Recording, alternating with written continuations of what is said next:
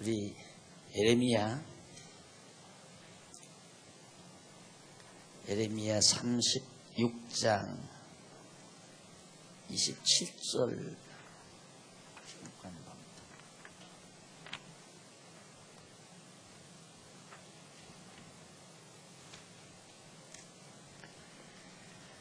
왕이 36장 27절 왕이 두루마리와 바루기 예레미야의 구전으로 기록한 말씀을 불사른 후에 여호와의 말씀이 예레미야에게 임하니라.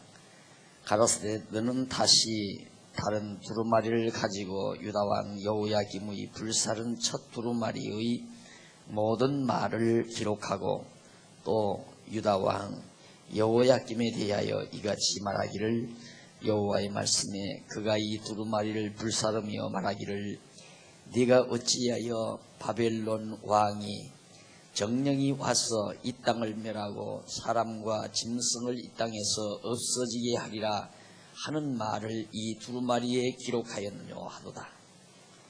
29절까지 내용입니다. 지금 우리 예루살렘의 멸망에 대해서 기록을 통하여 성경 기록이죠. 선지자의 예언의 내용을 두루마리에 기록을 해서 예언하는 내용을 지금 우리가 살펴가는 중인데, 그 가운데서 이제 36장 27절로 32절에 보면 교재는 5669페이지입니다. 불타버린 두루마리를 다시 기록해야 하시는 사실을 증언하고 있습니다. 망한다는데 좋아할 사람 없죠. 예루살렘 천년 만년 살 것처럼 생각했던 예루살렘, 튼튼하고 견고하게 그렇게 쌓아놨던 성이 다 무너지고 불타버린다고 하는 정말 해이망측한, 그 당시에 왕으로서는 도저히 가만히 들어줄 수 없는 그런 내용이 기록된 말씀을 보고 화가 나서 그 두루마리를 불태워버리고 말았습니다. 그러자 여호와께서 예레미야에게 다시 한번 명령을 해서 이 말씀 다시 기록하도록 해라. 그래서 이제 그 말씀을 기록하는 내용이 이제 나오는데, 여호와 하나님이 예레미야에게 그렇게 말합니다.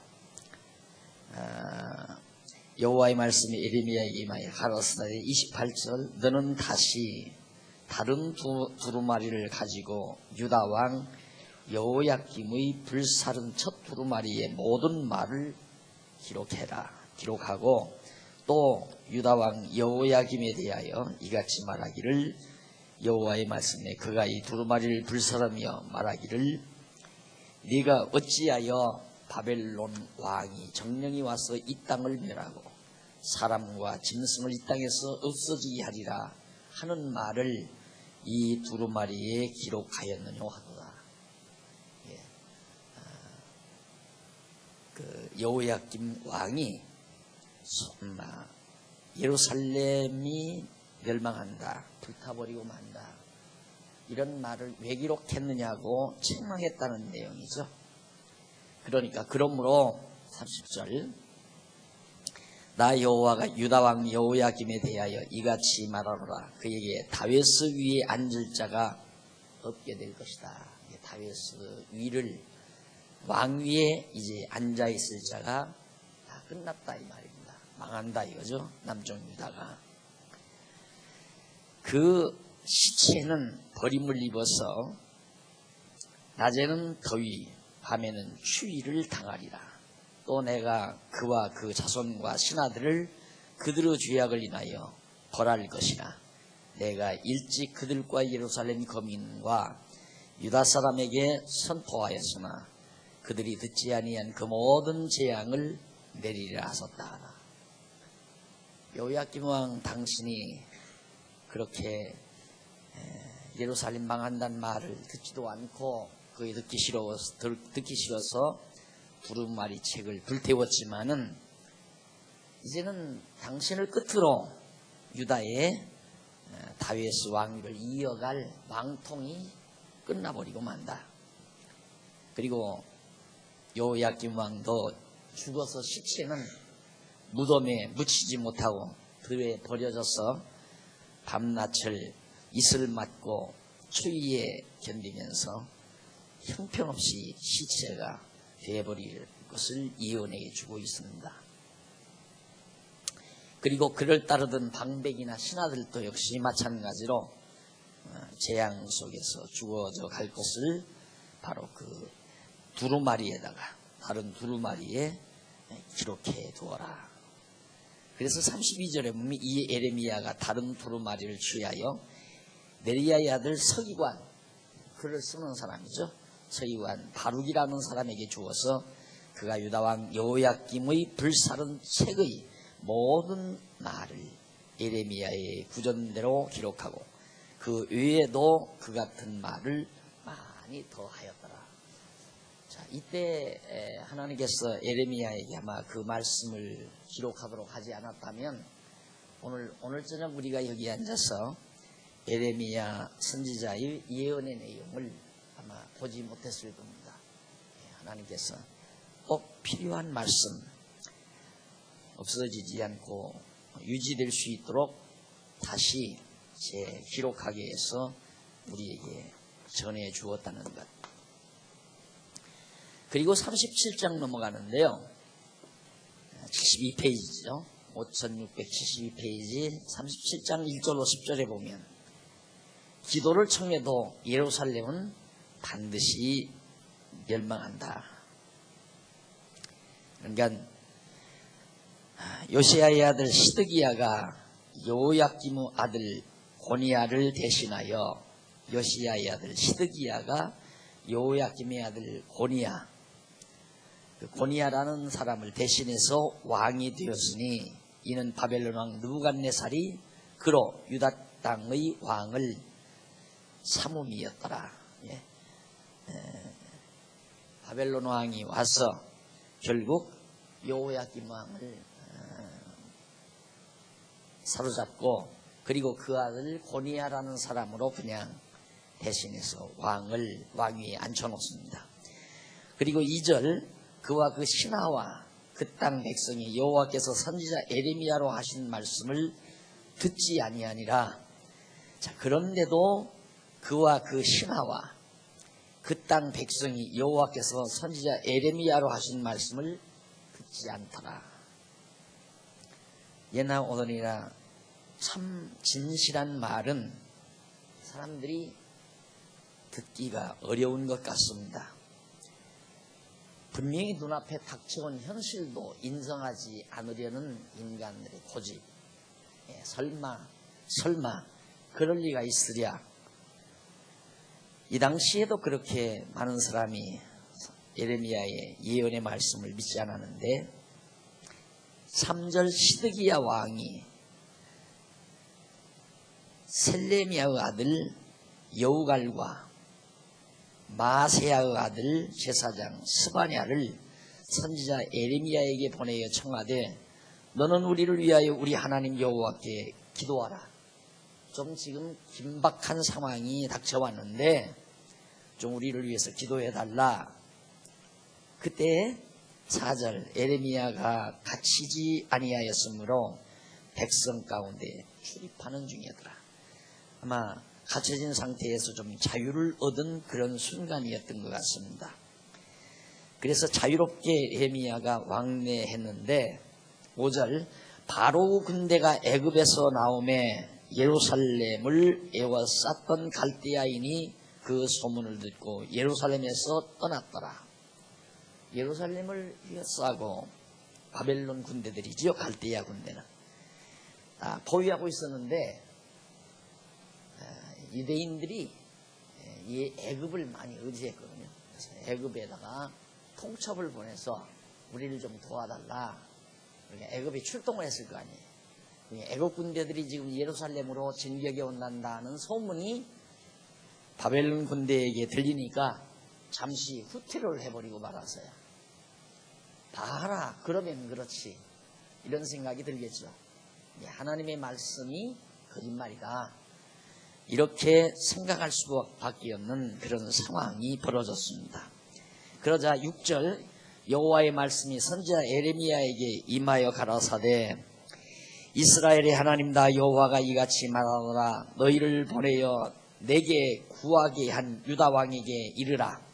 너희를 도우려고 나왔던 바로의 군대는 자기 땅 애굽으로 돌아가겠고 갈대아인이 다시 와서 이 성을 쳐서 취하여 불사르리라.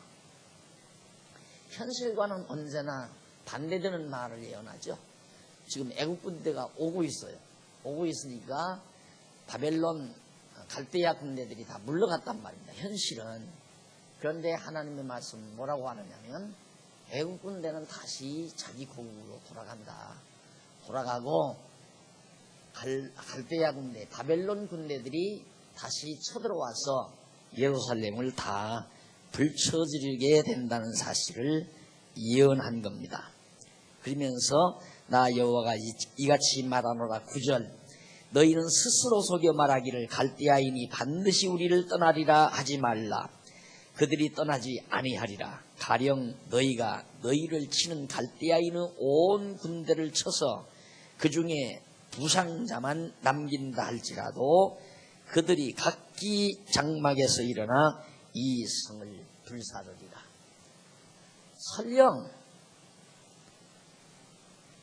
갈대아 군대들을 너희들이 일어나서 다 친다, 설령 그런다, 그럴 리는 없지만 그렇게 된다 해도 몇 명 남은 갈대아 군대들이 일어나서 이 성을 반드시 불태우게 한다. 그러니까 분명히 기도해달라고 했어도 기도도 필요 없는 거죠. 하나님이 정하신 뜻대로 반드시 이루어지기 때문에 아무리 예루살렘을 위해서 기도해달라고 요청한다 할지라도 하나님은 아니다, 반드시 예루살렘 불탄다, 이 말이죠. 그 이유는 다 아시죠. 이미 이때로부터 약 한 1000년 전 모세를 통해서 이미 예루살렘 성 다 불타게 될 것을 예언한, 그 당시는 예루살렘 성이 아직 그렇게 마련되지도 않은 상태입니다. 그런데도 하나님께서는 벌써 1000년 전에 예루살렘이 완전히 불로 멸망할 것을 예언해 놓은 말씀대로 그대로 이루어진 것이다. 그 다음에 이제 5675페이지에 가보시면요, 선지자가 받는 순환이 거기 나옵니다.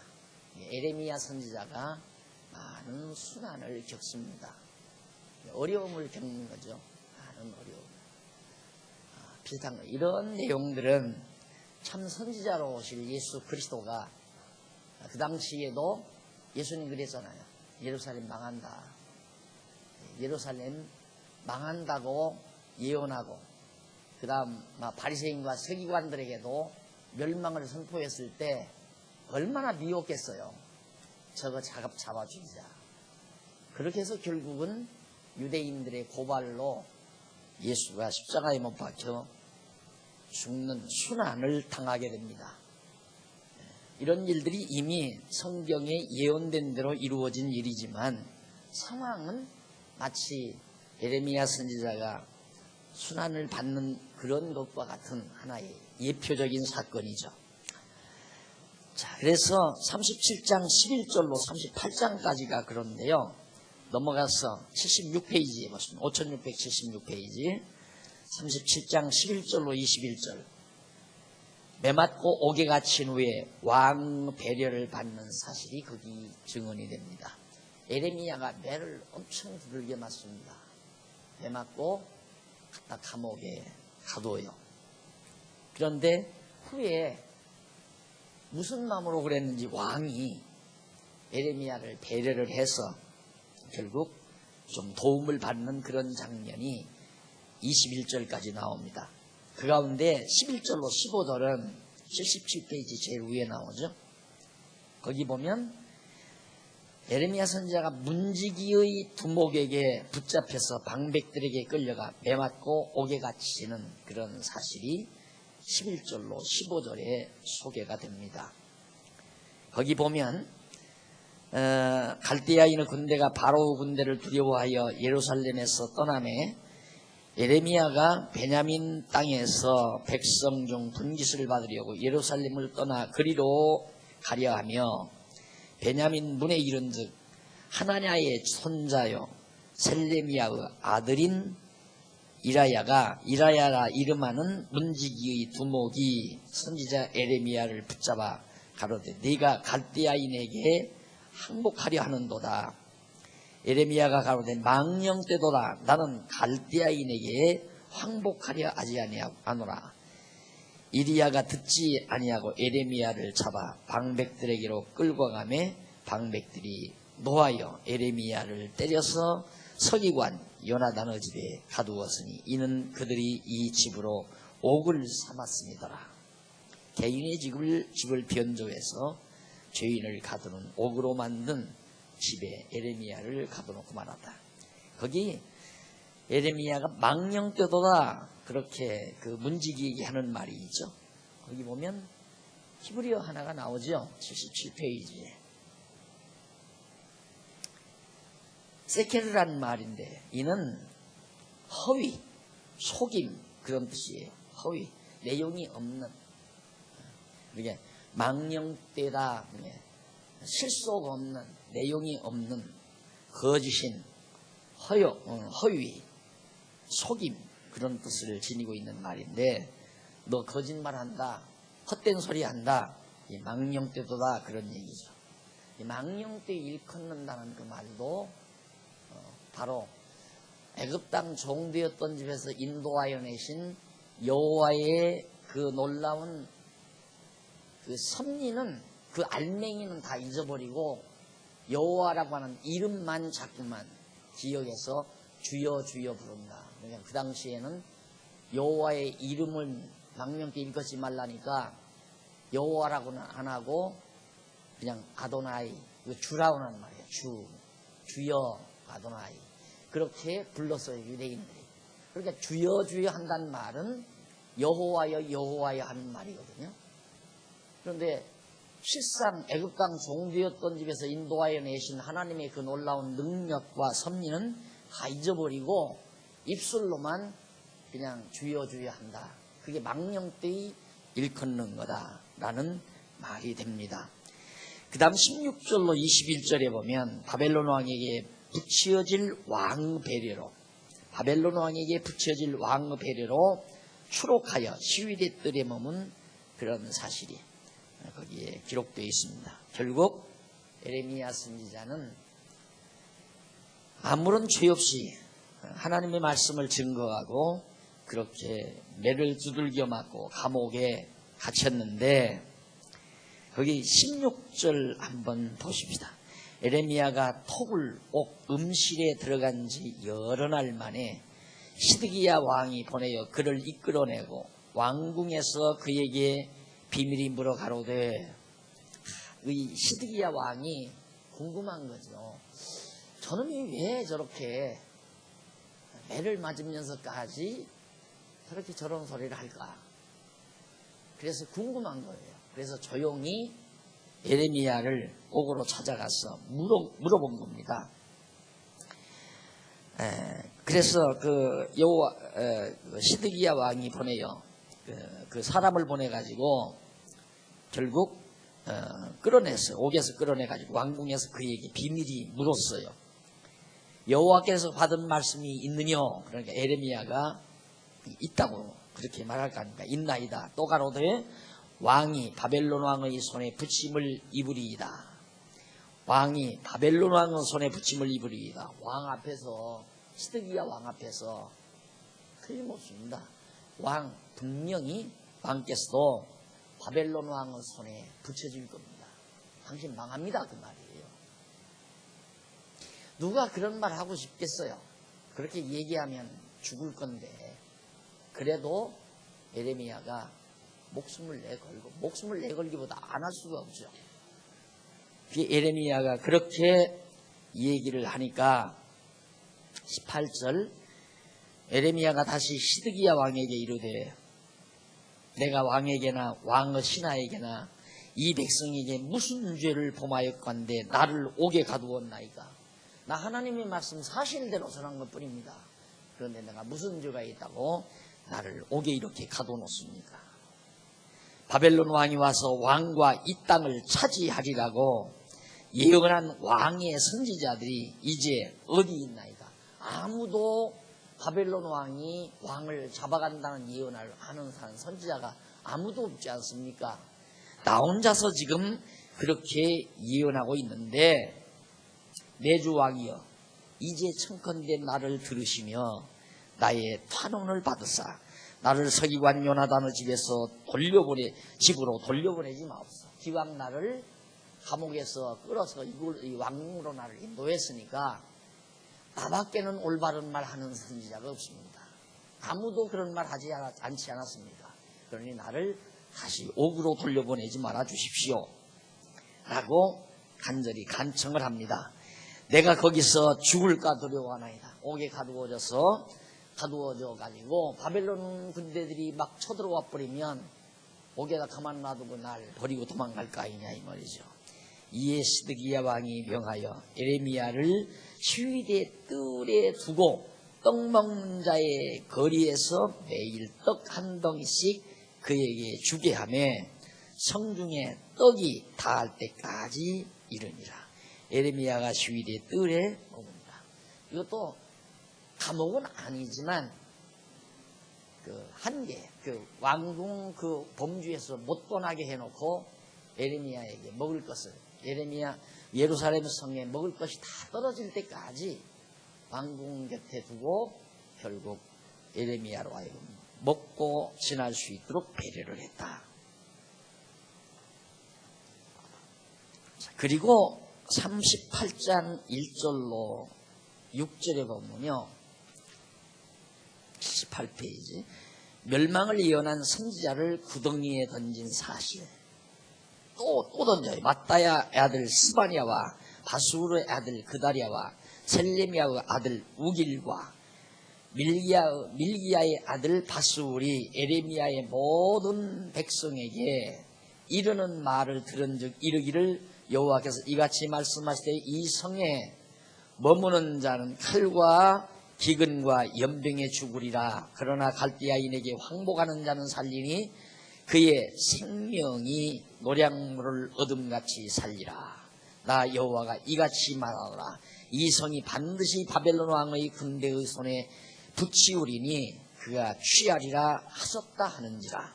에레미야는 여전히 왕궁에서 활동이 좁아든 상태에서도 굴하지 아니하고 여호와의 말씀을 진짜 때를 얻든지 못 얻든지 전하라는 내용대로 기회만 닿으면 여호와의 말씀을, 이 불길한 말씀이죠. 듣기 싫은 말씀, 백성들이 싫어하는 말, 이걸 전한 겁니다. 이에 4절 그 방백들이 왕께 고하되 이 사람이 백성의 평안을 구하지 아니하고 해를 구하오니 청컨대 이 사람을 죽이소서. 그가 이같이 말하여 이 성에 남은 군사의 손과 모든 백성의 손을 약하게 하나이다.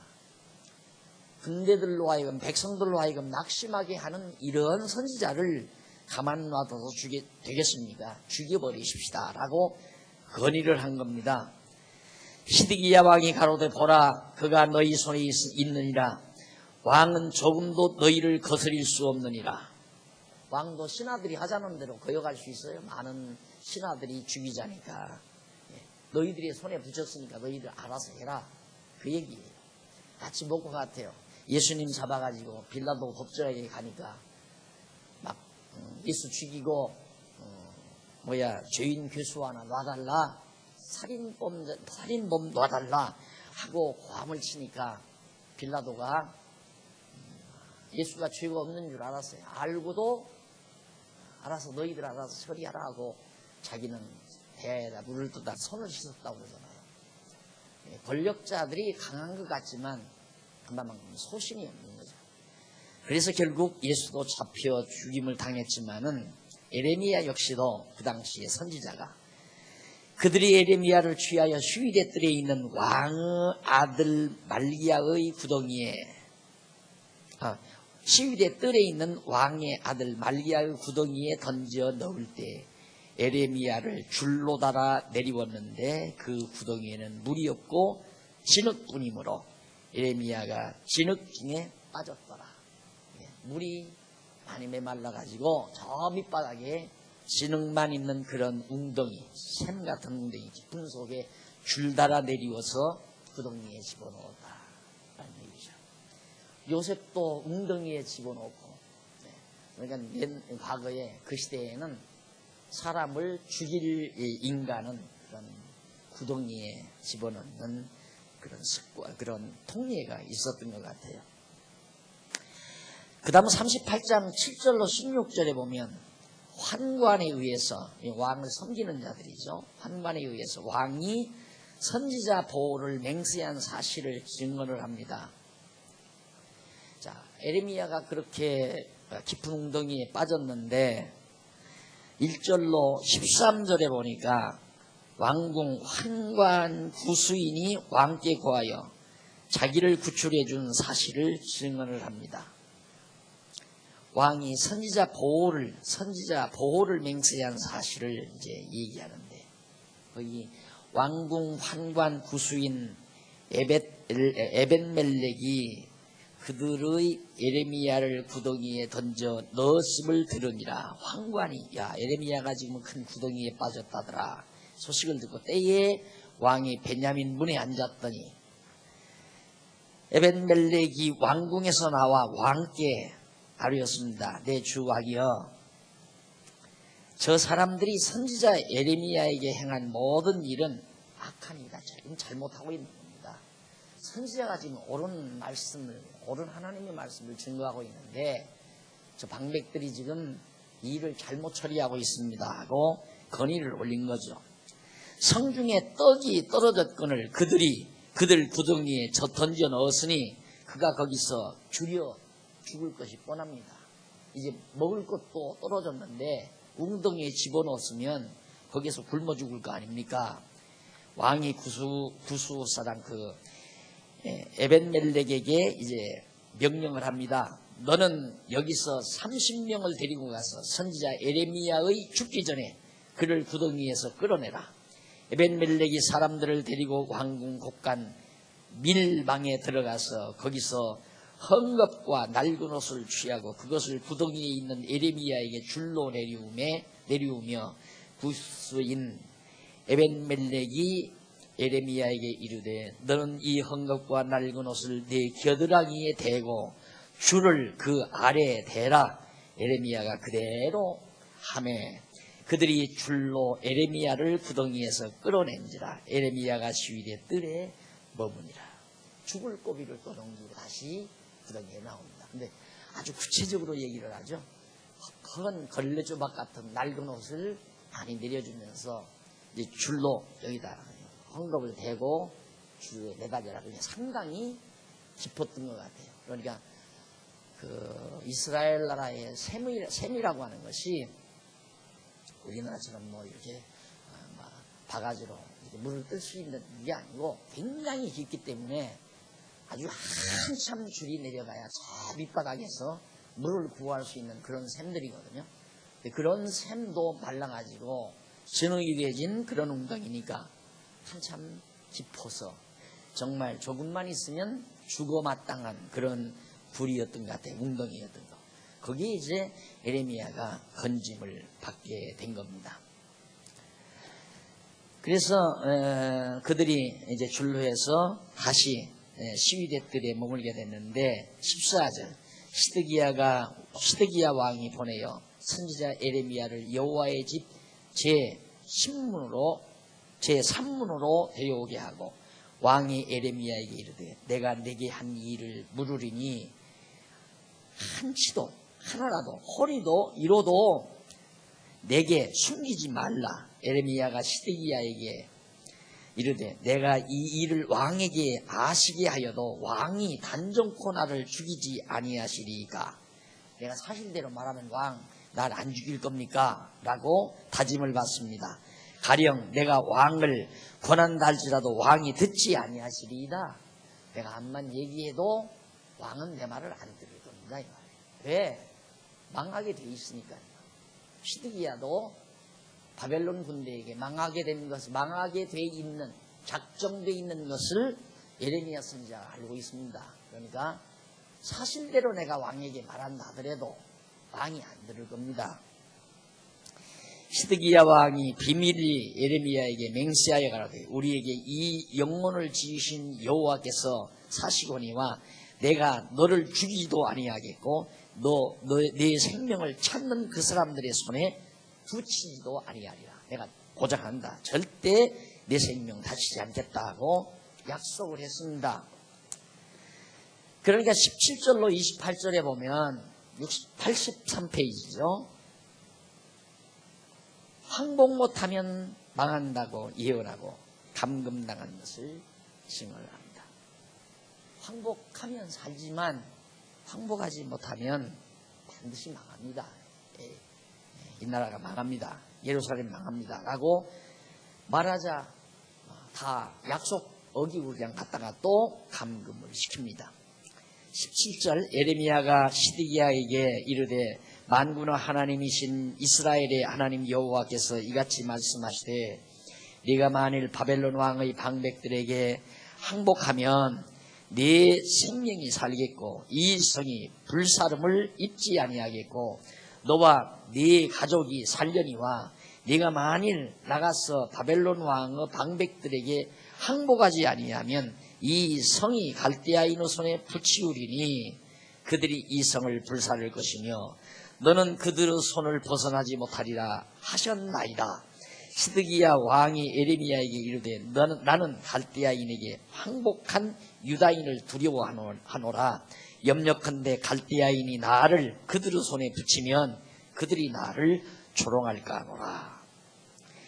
예레미야가 가로되 무리가 왕을 그들에게 붙이지 아니하리다. 원하옵나니 내가 왕에게 고한 바 여호와의 목소리를 청종하소서. 그리하면 왕이 복을 받아 생명을 보존하시리이다. 지금 예레미야가 가정법을 써서 이 얘기를 해요. 항복을 하면 예루살렘 성도 불타지 않고 왕도 삽니다. 그러나 만일 항복하지 아니하면 왕도 죽고 예루살렘도 다 불타버립니다. 그럼 예레미야가 그렇게 얘기는 했지만은 이미 앞에서 예레미야는 그러잖아요. 안 들을 겁니다. 왕은 내가 아무리 말해도 안 들을 겁니다. 아니나 다를까 왕이 그렇게 얘기하잖아요.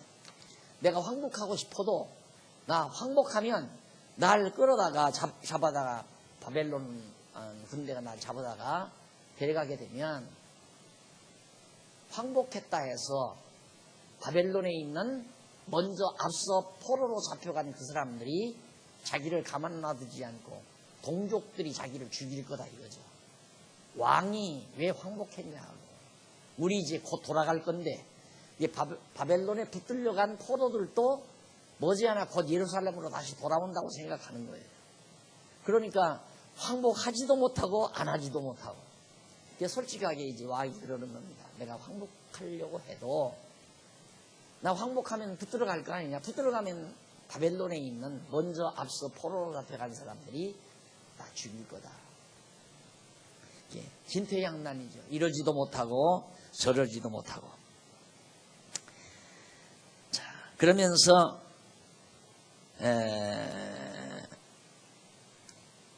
거기 22절에 보십시다. 22절에 보면 곧 유다 왕궁에 남아있는 모든 여자가 바벨론 왕의 방백들에게로 끌려갈 것이요 그들은 네게 말하기를 네 친구들이 너를 꿰어 이기고 네 발이 진흙에 빠짐을 보고 물러갔도다 하리라. 네 아내들과 자녀는 갈대아인에게로 끌어냄을 입겠고 너는 그들의 손에서 벗어나지 못하고 바벨론 왕의 손에 잡히리라. 또 네가 이 성으로 불사름을 입게 하리라. 내가 네가 이 성으로, 그러니까 바벨론 왕이, 유다 왕이, 시드기야 왕이, 시드기야가 예레미야에게 이르되 너는 이 말을 사람으로 알게 하지 말라. 시드기야 왕이 들어보니까 엄청난 얘기 아니에요. 두려운 일이고. 그러니까 백성들에게 절대 그런 소리 하지 말라. 민심이 동요가 일어나니까 민심에 감추어라 이 말이죠. 그렇게 그리하면 네가 죽지 아니하리라. 너 입 다물고 있다면 너 살려주겠다. 만일 방백들이 내가 너와 말하였다 함을 듣고 와서 네게 말하기를 네가 왕에게 말씀한 것을 우리에게 고하라. 우리에게 숨기지 말라. 그리하면 우리가 너를 죽이지 아니하리라. 또 왕이 네게 말씀한 것을 고하라 하거든 그들에게 대답하되 내가 왕의 앞에 간구하기를 나를 요나단의 집으로 도로 보내지 말아서 거기서 죽지 않게 하옵소서 하였다 하라. 왕은 또 잔꾀를 씁니다. 자기가 이제 그 말을 예레미야를 통해서 예루살렘 멸망에 대한 사실을 듣고 나서 비밀리에 왕하고 밀답을 한 것을 신하들이 알고는 알고 싶을 거 아니에요. 그러면 다시 또 신하들이 예레미야에게 와서 왕과 무슨 대화 나누느냐 그렇게 묻을 것이다. 왕이 하는 얘기예요. 지금 시드기야가 그렇게 묻거들랑 나한테 한 말 그대로 하지 말고 불러대라. 날 좀 살려달라고 그렇게 애원했다. 그렇게 하라고. 모든 방백이 예레미야에게 왔어요. 아니나 다를까 와가지고 그가 왕의 명한 모든 말대로 대답하였으므로 일이 탈놓지 아니하였고 왕이 하라는 대로 또 예레미야는 거짓말로 내가 왕에게 살려달라고 사정했다. 그렇게 얘기하는 통에 탈로는 안 났어요. 왕에게 한 말이. 그들은 더불어 말하기를 그쳤더라. 그들과 더불어 말하는 것은 이미 끝이 났어요.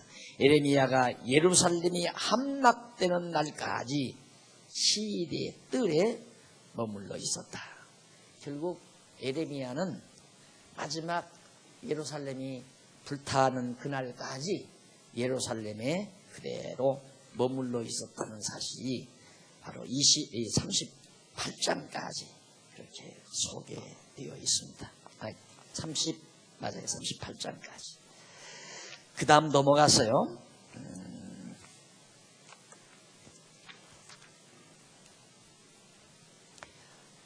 39장부터 45장까지 88페이지죠. 5688페이지.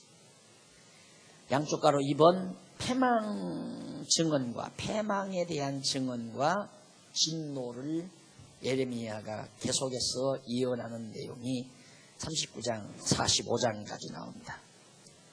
39장에서 40장 6절까지 함락과 선지자의 선대. 결국 예루살렘은 함락당하고 맙니다. 그러니까 예레미야는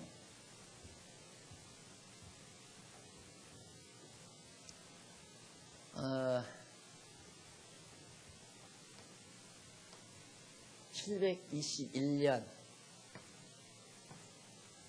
그 다음 587년 주전 이게 이제 70년이거든요. 70년 동안 포로인데 이사야 선지자는 이때 이사야가 예언했다 그랬죠. 이사야 북쪽 이스라엘이 망할 때 예레미야는 바로 요 시대예요. 지금 예레미야가 살아있는 동안에 포로로 잡혀가잖아요. 그렇죠? 예레미야.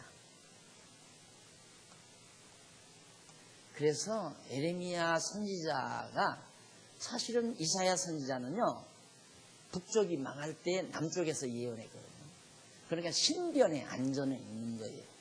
물론 예언 자체가 하기가 참 어렵기는 하지만 야 북쪽 망한다.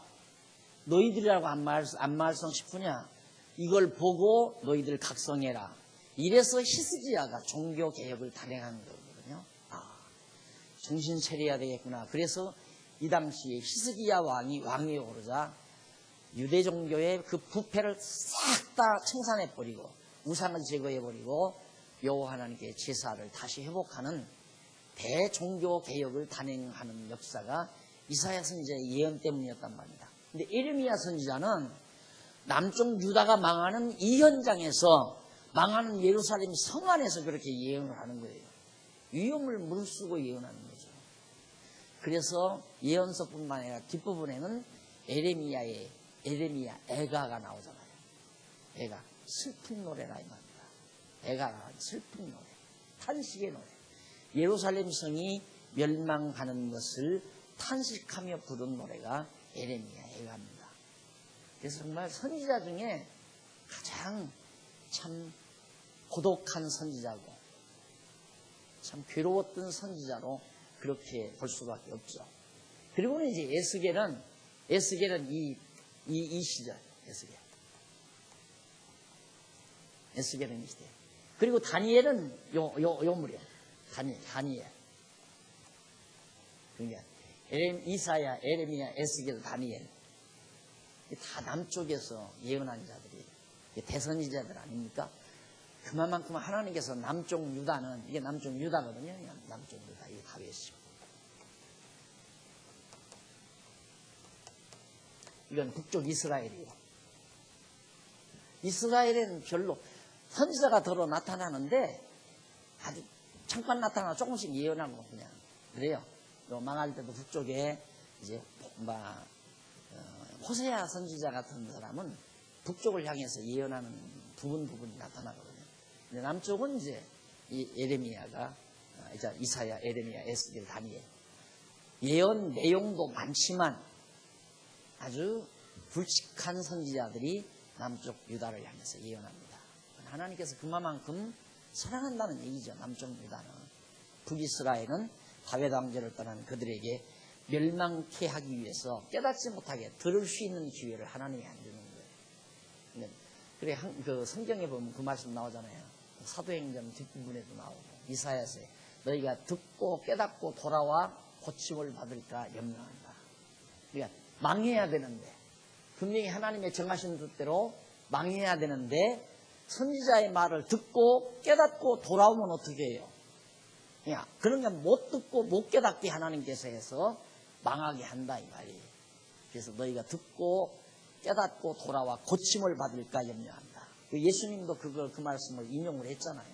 예수님께서도. 그러니까 하나님의 말씀이 들린다는 것은 참 복된 일이죠. 들을 수 없게 만들어서 못 듣게 만드는. 오늘 또 중국의 천진에서 사역하고 있는 목사인데 여자 목사더라고요. 근데 그 목사가 세답니다. 여자 목사인데 굉장히 거기는 대부분 여자들이 다 목회를 한대요. 중국은. 근데 와서 말씀을 하는데 8년 됐대요. 이 말씀 처음에 접할 때. 이게 들어보면 맞는데 가만히 생각해 보면 아무도 그렇게 가르쳐 주는 사람이 없는데 그래서 누구한테 좀 물어보면 그거 조심하라고 이단인지 모른다고 그렇게 얘기를 하고 그래서 주춤했다가 또 얼마 지나서 또 접해보면 너무도 틀림없고 그래도 또 듣기 용납하기가 힘들더래요.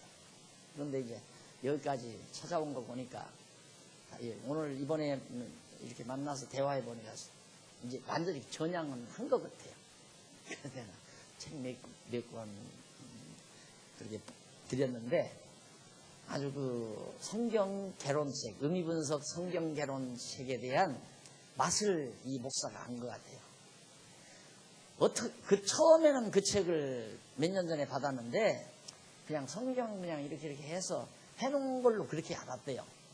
그런데 보면 볼수록 너무너무 귀하고 값지다고 그런 얘기를 하면서 하는 얘기를 들었는데 말씀이 아무나 듣는 게 아니죠. 하나님께서 듣게 하고 깨닫게 해야 들리죠. 8년 걸렸다고 해요.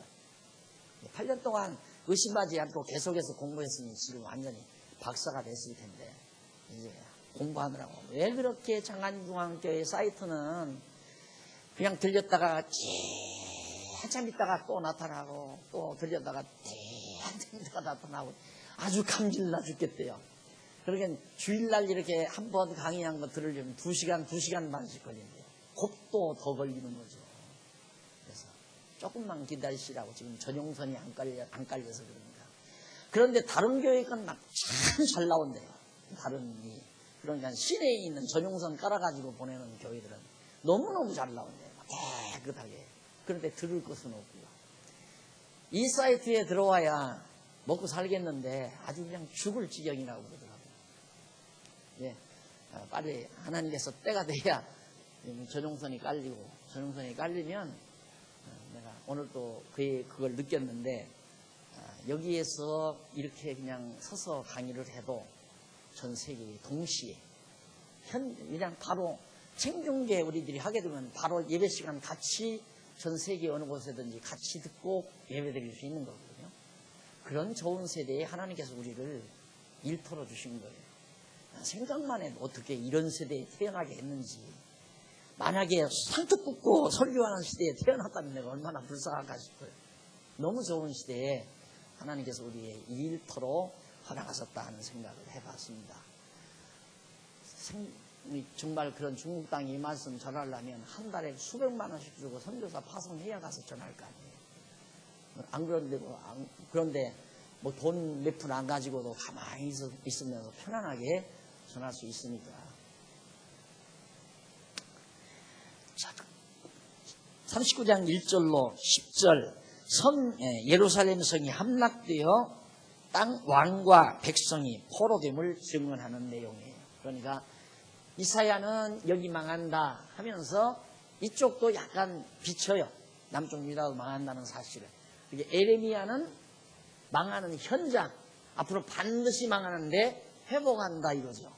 망하지만 70년만 기다리면 회복한다. 그게 에레미야의 예언이고, 에스겔은 지금 멸망 상태에 있는, 포로 상태에 있는 백성들에게 회복될 예루살렘 성전의 모습을 보여줘요. 환상으로 보여줘서 역시 에스겔이 다시 회복될 것을 예언합니다. 지금 이 70년 동안 살아가는 백성들에게 낙심하지 않기 위해서, 봐라, 이렇게 하나님이 예루살렘을 다시 회복한다고 그랬다. 소망을 가지라, 기다리라. 근데 다니엘은 여기 있는 사람보다 곧 우리 돌아가서 어떻게 해서 성전 회복하고 제사를 회복하고 살면서 그 다음 어떻게 해서요. 나중에는 예수 그리스도가 온다. 여기를 예언하는 거예요. 그래서 이 부분을 이번 여름 사경회 때 아마 다니엘서 공부를 할 겁니다. 그 부분. 이게 이제 역사적으로는 중간사라고 그러죠. 중간사는 말라기 선지자가 마지막 성전 회복하고 제사를 드리잖아요. 근데 제사를 드리면서 이제는 살만하니까 백성들이 제사를 제대로 드리는 게 아니에요.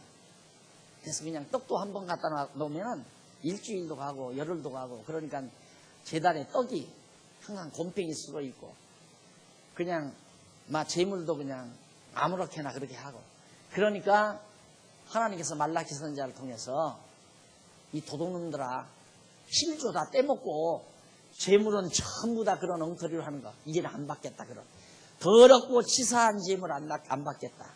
내가 예비해 놓은 한 재물을 내가 받겠다.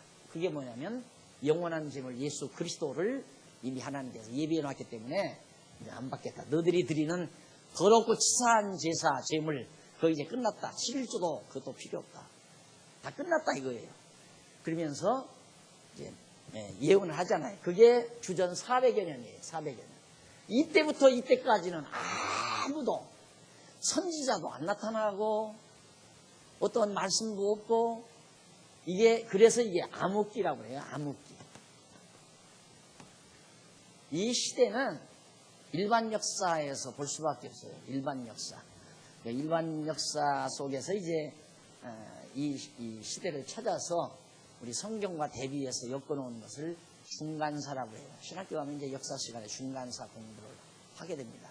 이 중간사를 알면 다니엘서 예언에 대한 확고한 해답이 딱 떨어져요. 그래서 이번 여름 사경회 때는 아마 이 중간사 개괄적인 흐름을 아마 여러분들께서 다 깨닫게 되리라고 생각합니다. 그래서 이사야, 에레미야, 에스겔, 다니엘에 대한 이 예언의 배경과 내용, 이걸 대략적으로 제가 설명해 드린 이유는 에레미야 예언 당시에 예루살렘 성이 예언대로 불타버렸다. 이게 이제 바로 1절로 10절까지 나오는 거예요. 한번 간단히 읽고 좀 지나가면, 유다왕 시드기야의 9년 10월에 날짜까지 나오잖아요. 달까지 10월에 바벨론 왕 느부갓네살 왕과 그 모든 군대가 와서 예루살렘을 에워싸고 치더니 시드기야의 제 11년째 왕위에 오른 지 11년 되던 10월 9일 날, 10월 9일 아니 4월 9일 죄송합니다. 그 다음에 오던 해는 10년째 되던 해고 멸망되는 해는 4월 9일 성이 함락되니라. 예루살렘이 함락됨에 바벨론 왕의 모든 방백이 이르러 중문에 앉으니 곧 네르갈사레셀과 상갈르보와 황관장 살스김과 박사장 네르갈사레셀과 바벨론 왕의 기타 모든 방백들이었더라. 유다왕 시드기야와 모든 군사가 그들을 보고 도망하되 시드기야 왕이 도망쳐버리는데 밤에 왕 동산길로 쫓아 두 담 샘문, 좁은 개구멍 같은 샘문을 통해서 정문이 아닌 성읍을 벗어나서 아라바로 갔더니 갈대아로 쫓아 갈대아의 군대가 그들을 따라 여리고 평원에서 시드기야 왕을 붙잡아 버립니다. 예언대로 되죠. 시드기야에게 미쳐 그를 잡아서 데리고 하맛 땅 림라에 있는 바벨론 왕 느부갓네살 왕에게로 올라가매 왕이 그를 신문하였더라. 이놈 하고 결국 뭐라고 그랬어요? 당신은 왕의 얼굴을 볼 겁니다. 에레미야가 그렇게 예언했잖아요. 근데 진짜 시드기야 왕이 가서 느부갓네살 왕의 얼굴을 대면하는 거예요. 예언대로 이루어져 가는 거예요. 시드기야 왕이 가서 느부갓네살 왕을 보는 순간 에레미야의 예언이 생각이 안 났을까요? 바벨론 왕이 림나에서 시드기야의 목전에서 그 아들을 죽이고 왕이 눈으로 보는 앞에서 왕의 아들들을 다 죽여버리네요. 얼마나 무지하고 잔인합니까? 죽여버리고 왕이 또 유다의 모든 귀인들을 죽였으며 왕이 또 시드기야의 그러니까 신하도 다 죽이는 것, 아들도 다 죽이는 것, 눈으로 다 보게 해놓고는 그 눈을 빼버린 거예요. 시드기야에. 바벨론으로 옮겨가려 하여 사슬로 결박하였더라. 그러니까 바벨론 왕국은 따로 있고요. 이 느부갓네살 왕이 전투 지휘를 하기 위해서 내려와 있는 임시 군기죠. 전략 지휘본부죠. 거기에 가서 이제 시드기야가 그렇게 당하게 된 겁니다. 그래서 백성의 집을 불사르며 예루살렘 성벽을 헐었고 시위대장 느부사라단이 성중에 남아있는 백성과 자기에게 황복한 자와 그 외의 남은 백성을 바벨론으로 잡아 옮겼으며 시위대장 느부사라단이 아무 소요가 없는 빈민을 유다 땅에 남겨두고 그날에 포도원과 밭을 그들에게 주었더라. 가난하고 힘없는 백성들만 맨 남겨서 그 유다 땅 밭들 터전들을 경작하라고 맡겨놓고는 다 잡아가는 거예요. 눈알 똑바로 베기고 맑게나 하고 흰게나 쓰는 사람들은 전부 잡아가고 죽이고 왕은 눈 빼서 사로잡아가고 그래서 결국 예루살렘이 완전히 함락되는 장면. 이게 에레미야가 직접 겪은 내용이에요. 망할 때. 다음 시간 우리 이제 망한 뒤 바로 에레미야가 어떤 대우를 받게 되는가에 대한 내용부터 우리 살피도록 하고 오늘 강의 여기서 마무리합니다. 하나님 아버지, 하나님의 택한 백성들의 역사를 정하신 뜻 따라 선지자들로 예언케 하시고 그 예언한 말씀대로 하나하나 이루어지게 하심으로 정말 전능하신 하나님은 언약대로 이루시는 여호와이심을 백성들로 하여금 보고 깨달아 알고 경외케 하시려는 하나님의 놀라운 섭리를 오늘 또 저희들이 선지서를 통해서 살펴봤습니다. 하나님 아버지, 우리가 거칠고 험악한 세상에 살아가지만 오늘의 역사도 하나님의 정하신 뜻 따라 섭리되어진다는 사실을 깨닫고 범사에 여호와 하나님을 인정하며 경외하며 사는 슬기로운 종들 되게 해 주시옵소서. 어두운 밤길 돌아가는 길도 지켜주시고 가정에 평안을 주시며 항상 마음의 평강과 기쁨으로 채워 주시옵소서. 예수님의 이름으로 기도드립니다. 아멘. 하늘에 계신 우리 아버지, 이름이 거룩히 여김을 받으시오며 나라의 마옵시며 뜻이 하늘에서 이룬 것 같이 땅에서도 이루어지이다.